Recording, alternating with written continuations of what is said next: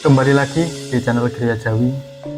Episode kita kali ini, sebagaimana biasa, kita akan ngebahas keris koleksi yang sudah terkurasi oleh kurator-kurator yang terpercaya. Yaitu ada keris Parungsari Tangguh Yogyakarta era Hamengkubuwono kelima. Sedikit bercerita mengilas balik bahwa Gusti Raden Mas Gatot-Menol naik tahta menjadi Hamengkubuwono kelima saat baru berusia 3 tahun, menjadi Raja Yogyakarta pada tahun 1823 dengan asistensi dari beberapa tokoh.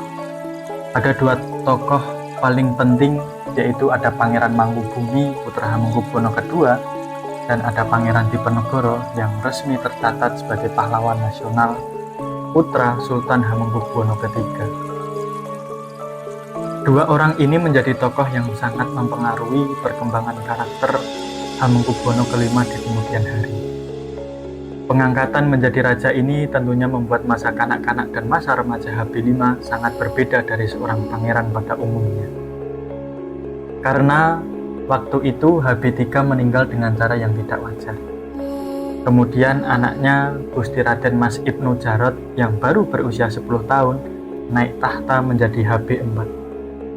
Begitu berumur 19 tahun akhirnya juga dibunuh, sehingga putra HB4 yang baru berusia 3 tahun menggantikannya. Kesimpulannya, menjadi raja di Keraton Yogyakarta pada saat itu sangat beresiko. Harus dilihat juga bahwa pada saat itu ada seseorang patih bernama Danurejo IV. Ini adalah sosok yang kerok, karena dialah yang menjadi orkestrator persoalan karena merupakan antek VOC. Menjadi patih sejak Hamengkubuwono III dan melakukan manuver-manuver di keraton dan menjadi sangat berkuasa karena dia didukung oleh Belanda. Dengan menempatkan orang-orangnya pada jabatan-jabatan penting keraton, Danurejo IV ini sebenarnya hanyalah orang biasa.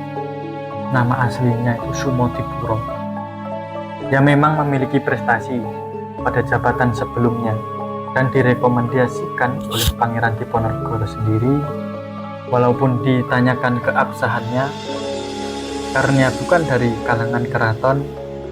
Cuma kemudian karena dipengaruhi kekuasaan lain, ia menjadi berubah menjadi orang yang sangat jahat, sehingga rakyat Jogja waktu itu menjuluki sebagai setan Kulambi Manungso, yang kemungkinan besar ini adalah dalang dibalik gugurnya Hamengkubuwono III dan Hamengkubuwono IV, yang punya motif untuk mempertahankan kekuasaannya sebagai seorang patih yang sudah 30 tahun lebih.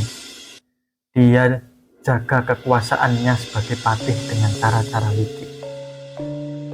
Semuanya ini menjadikan HB5 menjadi lebih cepat dewasa dari orang sebayanya. Dia lebih matang dan menjadi sangat bijaksana. Apalagi Mangkubumi dan Diponegoro ada di sampingnya, menjadikan HB5 yang nasionalis dan cinta rakyat. Pada saat itu, Pangeran Diponegoro yang ingin menghalau VOC justru membuat posisi HB5 semakin sulit dan terancam. Sehingga pada tahun 1825 pecahlah Perang Jawa di bawah Panglima Perang Pangeran Diponegoro. Sebuah perang yang berkepanjangan dan sangat menyengsarakan rakyat Jogja selama 5 tahun. Dan membuat pusing VOC sampai kemudian VOC meminta dukungan dari tentara Belanda, yang membuat mereka menjadi unggul dan berakhir dengan tertangkapnya Pangeran Diponegoro. HB5 yang saat itu baru berusia 10 tahun sangat terpukul karena sampai akhir hayatnya beliau tidak pernah bertemu lagi dengan Pangeran Diponegoro yang dibuang ke Manado dan meninggal di Makassar. Jangan bayangkan di usia 10 tahun seperti anak zaman sekarang itu, usia 10 tahun udah masuk wardan, main game dan lain sebagainya. Di umur 10 tahun kemudian kehidupannya dalam masa perang dan posisinya adalah raja. Seluruh hidupnya di bawah tekanan.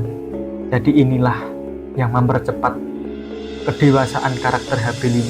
Pada umur tersebut dia sudah memiliki visi keyakinan yang kuat untuk menjadikan Yogyakarta yang aman dan makmur. Hingga pada usia 16 tahun, ia pun melepaskan jabatan-jabatan perwalian dan memegang kekuasaan sebagai raja secara mandiri, secara penuh.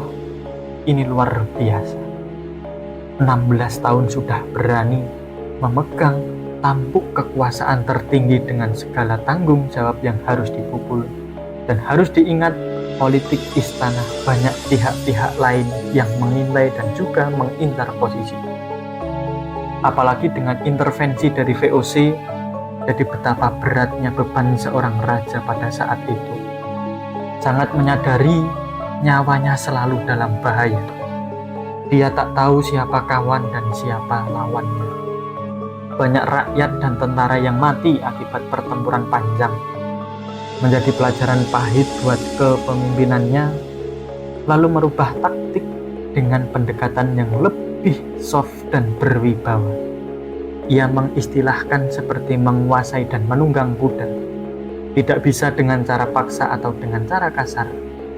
Harus dilakukan dengan cara pendekatan, dengan kelembutan, maka mudah akan menurut.